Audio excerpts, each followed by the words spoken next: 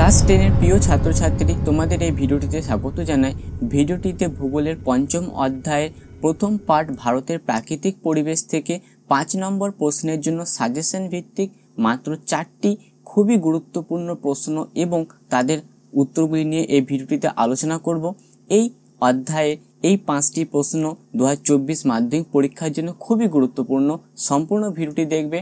এর আগের ভিডিওগুলিতে ভারতের প্রাকৃতিক পরিবেশ থেকে প্রশ্নমান 2 এবং প্রশ্নমান 3 এর সাজেশন প্রশ্ন এবং তাদের উত্তরগুলি নিয়ে আলোচনা করেছি। অবশ্যই সেই ভিডিওগুলোকে দেখে নিও। তো ভারতের প্রাকৃতিক পরিবেশে প্রশ্নমান 5 এর ক্ষেত্রে প্রথম গুরুত্বপূর্ণ প্রশ্নটি হলো, ভারতের পূর্ব ও পশ্চিম উপকূলের সমভূমি প্রাকৃতিক পরিবেশে বৈশিষ্ট্যের পার্থক্য আলোচনা করো। ভারতের পূর্ব উপকূলীয় সমভূমি এবং ভারতের পশ্চিম উপকূলীয় সমভূমি উৎপত্তি সমুদ্র ও নদীর মিলিত কাজের ফলে সৃষ্টি হয়েছে। ভূ আন্দোলনের ফলে বসে গিয়ে এই সমভূমির সৃষ্টি হয়েছে। বিস্তার পূর্ব উপকূলীয় খুব চওড়া, গড় বিস্তার 100 কিমি। পশ্চিম উপকূল ভূমি খুব সংকীর্ণ, গড় বিস্তার 65 কিমি। উচ্চতা এর গড় উচ্চতা অনেক কম, এর গড় উচ্চতা অনেক বেশি। হ্রদ এবং উপহ্রদের উপস্থিতি এই উপকূল ভূমির বেশিরভাগ স্থানে হ্রদ ও উপহ্রদ উপস্থিত রয়েছে। দক্ষিণাংশ ছাড়া কোথাও হ্রদ বা উপহ্রদ উপস্থিত নেই। বদ্বীপ নদী মোহনায় বদ্বীপ রয়েছে বড় বড়। নেত্রাবতী নদীর মোহনায় একটি বদ্বীপ ছাড়া আর কোনো নদীতে মোহনায় বদ্বীপ নেই। কৃষিকাজ উর্বর মৃত্তিকা এবং কৃষিকাজে উপযুক্ত, অনুর্বর মৃত্তিকা এবং কৃষিকাজে অনুপযুক্ত।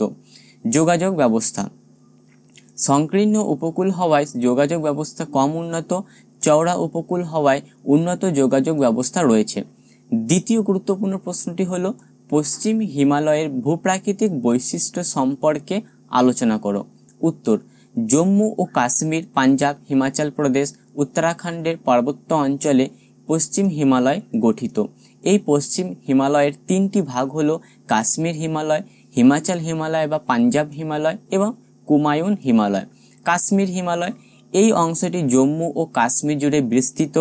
দক্ষিণ থেকে উত্তরে অবস্থিত রয়েছে 6টি পর্বতশ্রেণী যা পশ্চিম পূর্বে বিস্তৃত। শিবালিকের জম্মু ও পুঞ্জ পাহাড়, পিরপাঞ্চল পর্বত, উচ্চ হিমালয়, জাস্কার পর্বত, লাদাখ পর্বত ও কারাকোরাম হলো এখানকার 6টি পর্বতশ্রেণী। এই উপত্যকার হিমবাহসৃষ্ট তাল, উলার, আনছার, নাগিন প্রভৃতি হ্রদ দেখা যায়।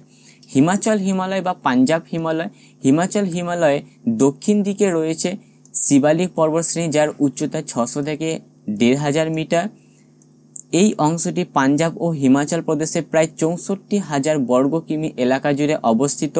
এই অংশের প্রধান পর্বত শ্রেণী হল ধাউলাধর, নাগটিব্বা, মৌসুরি প্রভৃতি। কুমায়ুন হিমালয় হিমালয়ের যে অংশ উত্তরাখণ্ড রাজ্যের প্রায় 60,000 বর্গ কিমি জুড়ে অবস্থিত তাকে কুমায়ুন হিমালয় বলে।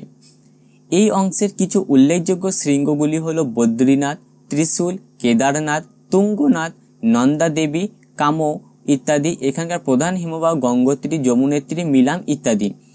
3 নম্বরের প্রশ্নটি হলো এই অধ্যায়ে গুরুত্বপূর্ণ, ভারতের জলবায়ু নিয়ন্ত্রণের প্রধান কারণগুলি আলোচনা করো। খুবই গুরুত্বপূর্ণ প্রশ্নটি।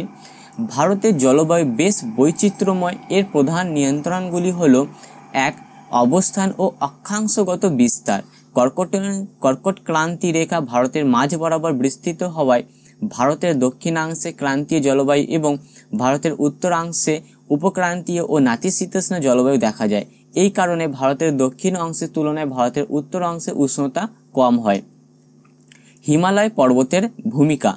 ভারতের জলবায়ুকে হিমালয় পর্বত প্রধানত 4 ভাবে নিয়ন্ত্রণ করে, যথা: শীতকালে মধ্য এশিয়ার শীতল বায়ু ভারতে প্রবেশ করতে বাধা দেয়, তাই শীতকালে ভারত অতি শীত থেকে রক্ষা পায়।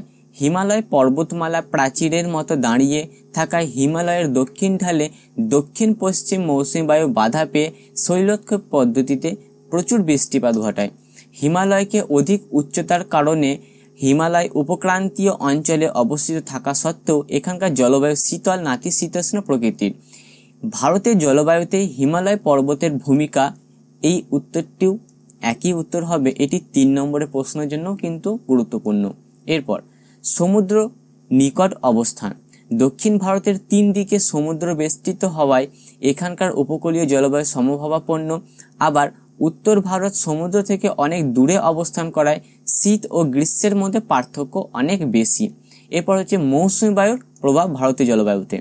তো ভারতের জলবায়ু নিয়ন্ত্রণে মৌসুমী বায়ুর ভূমিকা খুবই গুরুত্বপূর্ণ। ভারতের ওপর দিয়ে দুটি বিপরীতধর্মী মৌসুমী বায়ু, যথা গ্রীষ্মকালে আর্দ্র দক্ষিণ পশ্চিম মৌসুমী বায়ু এবং শীতকালে শুষ্ক শীতল উত্তর পূর্ব মৌসুমী বায়ু প্রভাবিত হয়। দক্ষিণ পশ্চিম মৌসুমী বায়ুর প্রভাব। দক্ষিণ পশ্চিম মৌসুমী বায়ু জলীয়বাষ্পপূর্ণ। গ্রীষ্মকালে মধ্য ও উত্তর পশ্চিম ভারতে গভীর নিম্নচাপের সৃষ্টি হলে জলীয়বাষ্পপূর্ণ দক্ষিণ পশ্চিম মৌসুমী বায়ু এই অঞ্চলের দিকে ছুটে আসে, তাই মার্চ সেপ্টেম্বর মাসে প্রচুর পরিমাণে বৃষ্টিপাত ঘটায়। আবার এই বায়ু ফিরে আসার সময় বঙ্গোপসাগরের ওপর দিয়ে যাওয়ার ফলে কিছুটা জলীয়বাষ্প গ্রহণ করে এবং তামিলনাড়ু উপকূলে পৌঁছাও বৃষ্টিপাত ঘটায়। এরপর উত্তর পূর্ব মৌসুমী বায়ুর প্রভাব। শীতকালের সময় মধ্য এশিয়ায় উচ্চচাপ সৃষ্টি হলে এই উচ্চচাপ অঞ্চল থেকে শুষ্ক শীতল উত্তর পূর্ব মৌসুমী বায়ু ভারতের ওপর দিয়ে দক্ষিণ মহাসাগরের দিকে প্রভাবিত হয়। শীতকালে আগত এই উত্তর পূর্ব মৌসুমী বায়ু শুষ্ক শীতল হওয়ায় ভারতের তাপমাত্রা ক্রমশ হ্রাস পায় এবং অক্টোবর ও ফেব্রুয়ারি মাসের মধ্যে ভারতে তেমন বৃষ্টিপাত ঘটে না। তো ভারতের জলবায়ুতে মৌসুমী বায়ুর ভূমিকা বা প্রভাব, এটি কিন্তু 3 নম্বর প্রশ্নের জন্য খুবই গুরুত্বপূর্ণ। তো এই অ্যান্সারটি করলে 3 নম্বরের জন্য হয়ে যাবে। এরপর যে জেট বায়ুর প্রভাব।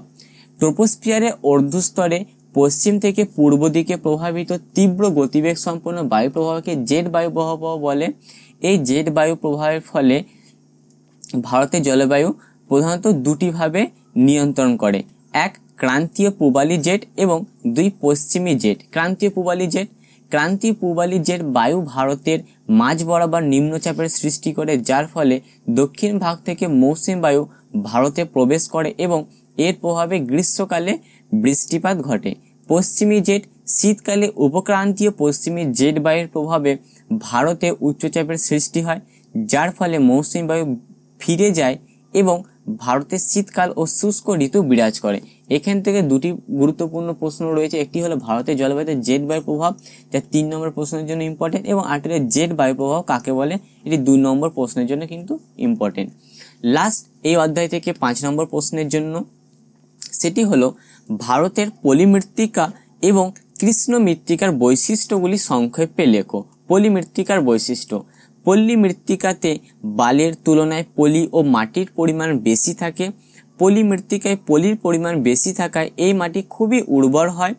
পলি মাটি পটাশ ও চুন জাতীয় পদার্থ সমৃদ্ধ হয়। এই মাটি খুবই উর্বর হওয়ার কারণে ধান, গম, ইক্ষু, পাট খুব ভালো করে চাষ করা যায়। কৃষ্ণ মৃত্তিকার বৈশিষ্ট্য। এই মৃত্তিকায় পলি ও মাটি বেশি থাকায় এই মাটির জল ধারণ ক্ষমতা বেশি। এই মৃত্তিকার রং কালো হয়। লাভা থেকে উৎপন্ন ব্যাসল্ট শিলা ক্ষয়ের ফলে এই মৃত্তিকার সৃষ্টি হয়েছে। এই মৃত্তিকার প্রধান ফসল কার্পাস, তাই এই মৃত্তিকাকে কৃষ্ণ মৃত্তিকা বলা হয়। এই ছিল তোমাদের ভারতের প্রাকৃতিক পরিবেশ থেকে 4টি 5 নম্বরের জন্য ইম্পর্টেন্ট প্রশ্ন। এই প্রশ্নগুলো নোট ডাউনলোড করার জন্য ডেসক্রিপশন বক্সে আমি একটা লিঙ্ক দিয়েছি, সেখান থেকে তোমরা ভারতের প্রাকৃতিক পরিবেশের সাজেশনের নোটের পিডিএফটি ডাউনলোড করতে পারবে। সম্পূর্ণ ভিডিওটি দেখার জন্য অসংখ্য ধন্যবাদ। অন্যান্য অধ্যায়ের সাজেশনগুলি অবশ্যই দেখবে।